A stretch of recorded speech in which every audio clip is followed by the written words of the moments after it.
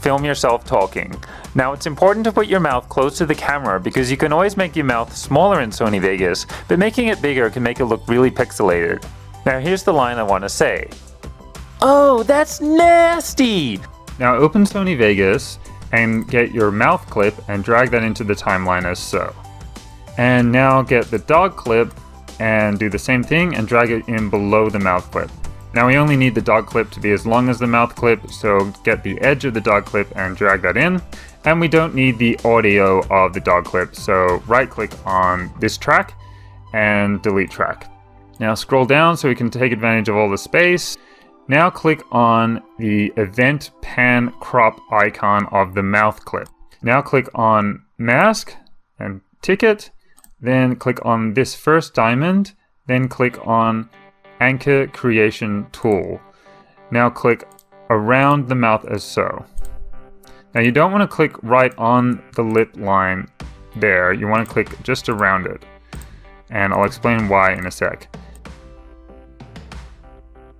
Now as you can see, the line between the mouth cutout and the dog video is very sharp. So to fix that, we want to go to feather type both and then feather percentage. You can play around with this. I'm going to go with 9. So then we get a blurring effect there. And that's why we didn't want to click the masking right next to the lip line. Now go up to the position tab and click on this first diamond. Now we want to resize the mouth so it fits on the dog. But firstly, we want to have these two options selected. So we want to lock aspect ratio and size about center. So we change the size of the mouth by dragging this up and then putting the mouth on the dog as so. We can see it's still too big. Make it a little bit smaller and position it by dragging like so. I think a little rotation's in order, so that looks a bit better. I think a good rule of thumb is to have the dip in your mouth here around the dip in the dog's nose. Now we go back to the mask, zoom in on the screen by scrolling up on your mouse, and that looks pretty good. Now we go click on the diamond again, press the right arrow key, and you go across one frame. Now double click to lock in that mask because it looks still pretty good, and scroll across one more again. Now you can see the mask is starting to not cover the lips completely. So this is when we click on normal edit tool and scroll down the bottom of the lip like that. So that looks a bit better. Go to the next one. You can see now that the outline isn't really fitting the lips too well. So at this point, may just want to delete the whole outline and start again. Go around like this. So as you can see, this is going to take a long time. So you can see why Markiplier took 8 hours to do his meow video. It took me a lot longer to do mine, but obviously I don't have the video editing experience that Markiplier has.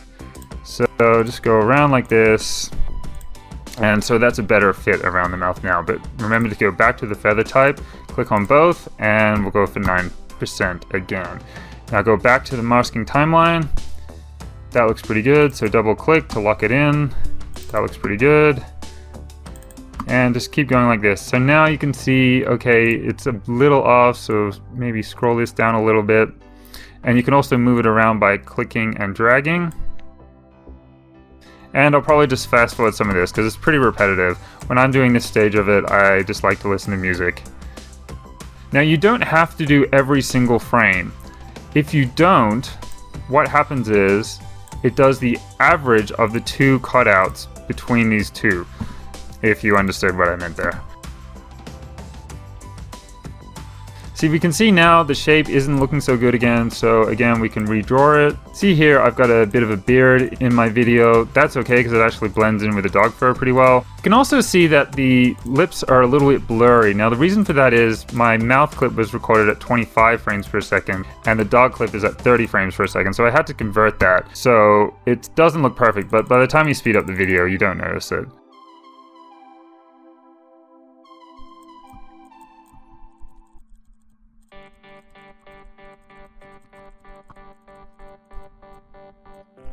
Now that we've done the masking, I'll show you what it looks like. Oh, that's nasty!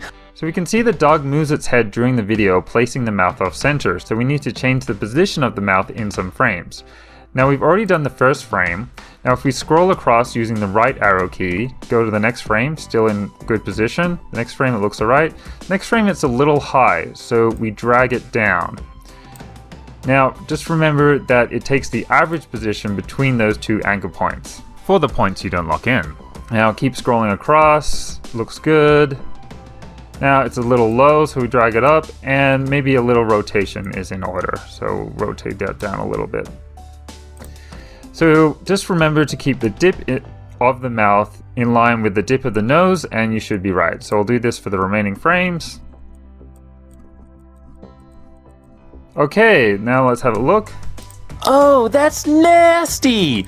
Okay, I think that looks pretty good. So now you're ready to render your video.